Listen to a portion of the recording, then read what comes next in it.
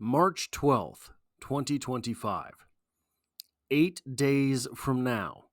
That is the beginning of the new year in the NFL calendar, and by that time, every team has to be compliant with the salary cap. As of right now, the Kansas City Chiefs are $20 million over the salary cap with the signing of Trey Smith to the franchise tag. I guess that's not signing, really. I don't know how to exactly refer to it, but you know what I mean. Trey Smith was franchise tagged, and now the Kansas City Chiefs are $20 million over the salary cap, leaving them 8 days to become compliant with the salary cap. How do we get there? Well, one of the speculated ways that the Kansas City Chiefs will get there is by trading Trey Smith. And I don't know if that's going to happen. I don't know how likely that is to happen. But I wanted to go through some of the thoughts around that potential trade in today's video. In an article titled 5 Questions About the NFL Trade Market, Who's Left in the Quarterback Trade Game? What does the Deebo Samuel deal tell us about the wide receiver market? And what does Jair Alexander have left? That and more about the upcoming trade market from The Ringer by Stephen Ruiz. We get the following. Could the Chiefs trade Trey Smith after tagging him? The Chiefs didn't wait until the March 4th deadline to place the non-exclusive franchise tag on guard Trey Smith, but that doesn't necessarily mean he'll be in Kansas City next season. After all, the Chiefs pulled the same move with L'Jarius Sneed last offseason before trading him to the Titans a few weeks later. Because the Chiefs opted for the non-exclusive tag, Smith will be able to negotiate with other teams during free agency. If another team does decide to sign him, they would have to send 2 first-round picks to the Chiefs to complete the deal. As good as Smith has been, no team is going to pay that price. Given Kansas City's past use of the non-exclusive tag, teams may not have to cough up 2 first-rounders to land the All-Pro guard if they trade for him instead of negotiating a deal on the open market, as Tennessee did when it sent a 3rd-round pick to the Chiefs for Sneed last March. Dealing for Smith may be expensive in its own right, but it's hard to set a potential asking price because we don't typically see teams trade away top-tier guards in their prime. The closest comparisons from the past few years are Shaq Mason, from whom New England sent to Tampa Bay for a 5th-rounder in 2022, and Gabe Jackson, who went from the Raiders to the Seahawks for the same compensation in 2021. Mason and Jackson were still good players at the time of those trades, but they weren't as talented as Smith, and both were a few years older. A 2nd-round pick could be the floor for trade negotiations. Based on Brett Veach's comments at the Combine, Smith is likely part of Kansas City's plans for next season, which makes sense. The team needs to keep its few solid linemen after the group's rough showing in the Super Bowl loss to the Eagles. I don't know what they're talking about there. Offensive tackle was an issue all season for the AFC champs. Getting worse inside won't make Patrick Mahomes' job any easier, and making his job easier should be the team's priority after Mahomes carried the offense on his back these past 2 seasons. Now, getting worse on the inside would not make things easier on Patrick Mahomes unless getting worse on the inside was temporary and perhaps not that large a downgrade, while getting better at the left tackle position. For example, should the Kansas City Chiefs be able to trade Trey Smith for, the article says the 2nd round, the 2nd round could be the floor, but the past tells us that 5th-rounders for offensive guards are what happens. Let's say a 3rd-rounder. The Chiefs trade Trey Smith for a 3rd-round pick. Then, they're able to sign Ronnie Stanley, for example. Well, now, in between, they would have to rework Patrick Mahomes, rework Travis Kelce, rework Joe Thuney, etc., rework Chris Jones, whatever the case may be. then they can sign Ronnie Stanley at $22 million a year. Well, now all of a sudden, no matter what you do at that guard spot, probably the entire line is better. I think Kingsley Suamataia could play and start and be good at offensive guard. I think there's still the potential there for him to be a tackle. But let's say there's not. Let's just say he's an offensive guard. Let's just say the Kansas City Chiefs use that third-round pick to take a guard. You can find competent guards in the third round. You can find starting guards in their rookie year in the third round. It happens every year. It happens every season in the NFL. Some offensive lineman is taken in the third round. Now, this is not to say that it has to happen, right? This is not to say that it's guaranteed to happen. But between what they have on their roster and what it is they might throw at that position in this draft, if the Chiefs could all of a sudden upgrade the left tackle position and have a starting level right guard, well, guys, I think that's a win-win. And the argument may be, well, he can't start at guard. Look what happened in the Super Bowl. Mike Keough was in there at guard. I think, and this is probably not going to be a popular opinion, Andy Reid is the type to dance with the one who brung you. And Mike Keough did well enough through all the playoffs, and the two Super Bowl losses for the Kansas City Chiefs have been stunning, crushing defeats, right? You didn't see any movement as far as who's on the field in either of those games, at least not to my memory. So I think that is an Andy Reid thing. I think that perhaps if they thought someone was better prepared, they would have made the move, but being prepared means that we know what you're going to do on the field, etc., right? So just sort of breeze past that. I think that there is a possibility that Trey Smith is traded. I think that this idea here, based on Veach's comments at the Combine, Smith is likely a part of Kansas City's plans next season. Brett Veach isn't a dummy. Brett Veach is not a dum-dum. If Brett Veach wants to trade Trey Smith, he knows he has to make Trey Smith seem like a part of his own plans. Otherwise, you are likely to get diminished returns for the asset. And yes, I understand it's harsh to refer to a person like Trey Smith as an asset, but you're talking about the contracts really more than anything. Then I wanted to get a little bit more into this and look at some potential scenarios. And guys, there's one. Google it.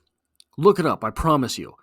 All you will find is articles on the Bears signing Trey Smith, trading for Trey Smith, wishing they had Trey Smith, looking at Trey Smith fondly from across the room. That's all there is out there, is Trey Smith, Bears talk. Makes sense. Had a rough time with their offensive line. They got a young quarterback. Trey Smith is not a pass-blocking right guard. So some of this might be a little bit of his... it could be that Trey Smith's sort of aura is out there. Trey Smith, the elite guard, is out there, rather than the film, right? You see this all the time in sports. But also, Trey Smith is going to be able to help you run the ball more effectively. So, this would be, in my opinion, a good move for the Chicago Bears. You want to take some of the stress off of your young quarterback. You have to take some of that stress off of your young quarterback. In an article titled Bears Insider Offers Details on Trey Smith Chiefs Trade Possibility from Shy City Sports by Jordan Sigler, we get the following. So there's a lot of parts to that article if you want to pull it up. I just took out the compensation part just to get some ideas here. The Chicago Bears would have to overpay the Chiefs and Smith. The Bears would have to overpay Smith if they did pull off a trade to help secure the interior offensive line. Fishbane estimates Smith would receive around $26 million per season if a team traded for him this offseason.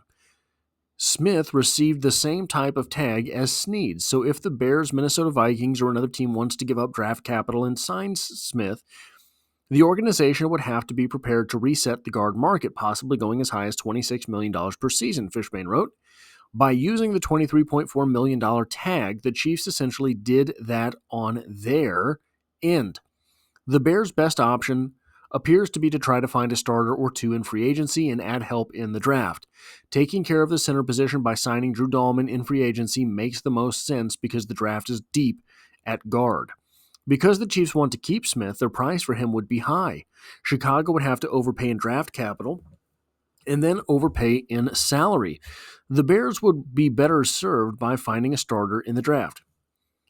If you're the Bears, here's the problem with that. You know Trey Smith is a starter. You know Trey Smith is a Pro Bowl level guard. You know Trey Smith is nasty in the run game. You don't know any of that about any of these college prospects, at least as far as the draft is concerned. You have no idea if they're going to be able to come in and start in the rookie season. And I know this is the exact opposite of the claim that I'm making for the Chiefs, right? But here's the difference. The Bears are in the situation they're in because they haven't been able to draft all that successfully. The Chiefs are in the situation they're in mainly with homegrown talent, mainly with guys that they picked up through the draft, that 2022 legendary draft. Brett Veach didn't draft Patrick Mahomes, but he was the guy with the tape in his hands. Kansas City, with that third-round pick, have a lot of... So here's the thing. I don't think Brett Veach would do one pick. Brett Veach has shown the propensity to be able to get multiple picks out of a player. You saw that with L'Jarius Sneed. So I think if Brett Veach had to say choose between a second-rounder or a third and a fifth, he'd take the third and the fifth. You got one more arrow in the quiver in order to hit a bullseye. There's going to be value there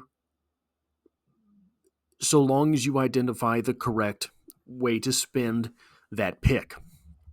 Now, on Twitter, this seems to be a troll account, right? But this tweet had 66,000 views, I believe. This is an account that gets a lot of traction. And it just, if nothing else, it threw something out there in order to have conversation. What would a trade package look like? I think this is rich for Trey Smith, but let's just talk about it. Ben Johnson is my head coach Raiders fan, Fire Ryan Poles on Twitter/X, hearing Trey Smith to the Bears in a sign and trade. The Chiefs will get picks 41 and 72 in this year's draft, as well as a 2026 third-rounder. Huge trade for the Bears. I think there is 0% chance of this happening unless the Kansas City Chiefs were throwing in a fifth-rounder or something like that, right?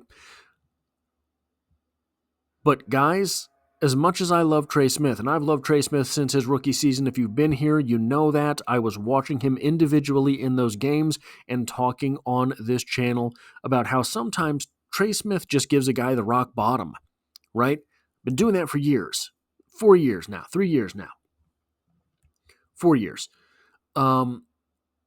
If you can get pick 41, 72, and a third rounder next year, that is a massive haul, and you have to take it. You have to take it. That's a second rounder, a third rounder, and a third rounder. You have to take it. Trey Smith himself was a sixth rounder. Now, I know there were extenuating circumstances with his health condition that turned out to be he's okay. Do you trust Brett Veach to find a starter in the second round? Do you trust Brett Veach to find a starter in the third round? Do you trust Brett Veach to find a starter in the third round? That's 3 starters potentially for one high-level starter. The Kansas City Chiefs are coming up on absolutely needing more draft picks. The 41st and 72nd in this year's draft, that would give the Chiefs the 31st pick, 2 second-rounders, and 3 third-rounders.